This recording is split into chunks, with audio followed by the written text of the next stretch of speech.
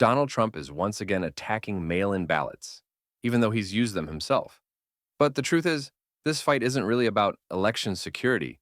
It's about whose voices get silenced at the ballot box. Watch this clip, and I'll tell you my opinion at the end. President Trump said yesterday as it relates to mail-in balloting, where he now is asserting that he's got his lawyers drafting an executive order and he's going after mail-in ballots, something that he is very well known for having used himself in Florida.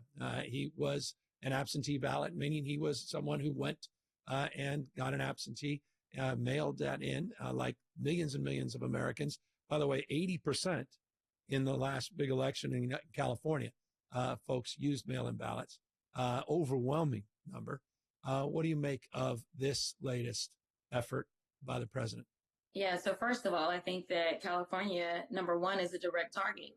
We know that California has expanded access to the ballot box in ways in which some of us get frustrated, to the extent that you do have so many mail-in ballots, and you definitely had some nail-biter congressional races that came down to, the last batches being counted.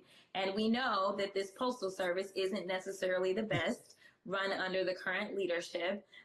And so, yeah, it can be frustrating because it can make it to where if there's tight races, it's going to take us a little time.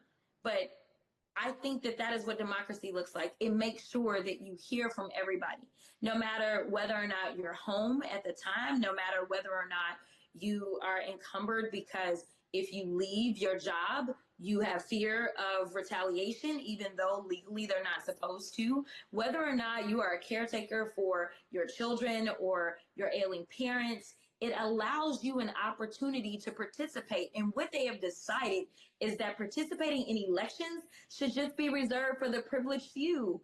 They don't want it to be something that allows the masses to participate in. We talked about 2021.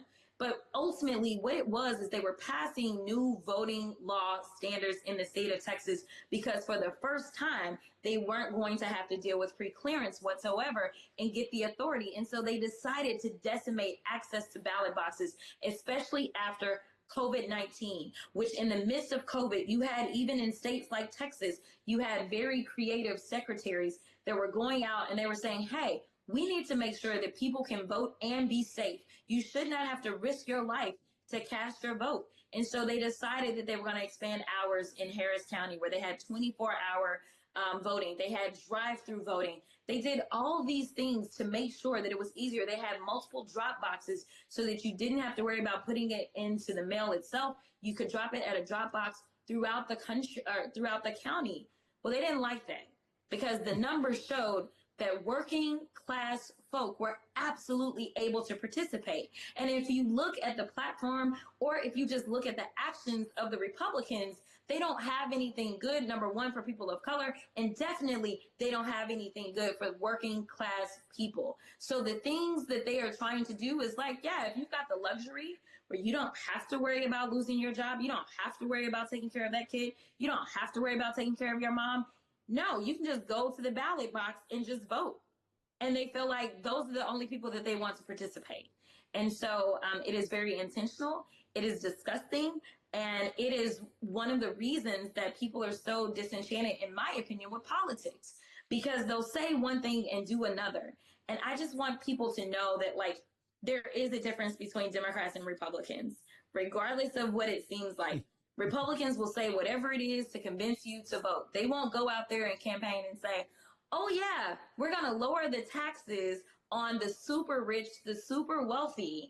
At the same time, we're going to go ahead and take away your health care. We're going to go ahead and take away your access to education, which is your pathway to upward mobility. They're not going to tell you, like, the real story, that they're going to take food off the tables of people that are hungry in this country, while at the same time complaining about unhoused people and trying to shuffle them off their streets. They're not going to tell you that they're going to decimate the economy, as they always do, and then we have to wait on a Democrat to come in and clean it up. They're not going to tell you the truth, but they will go after the things that they really want to go after. Now that is real. But Democrats, we will tell you, and we can give you a dissertation of all the great things that we want to do.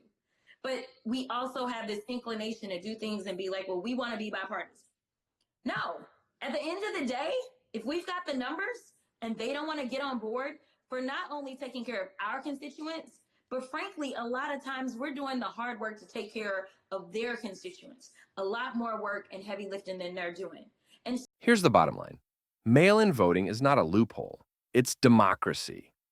Republicans know that when more people vote, working parents, caretakers, folks with disabilities, and everyday Americans, their grip on power weakens. That's why they keep pushing restrictions and fear tactics. But a real democracy doesn't shrink participation. It expands it. Your vote matters, and no politician should be allowed to take that away.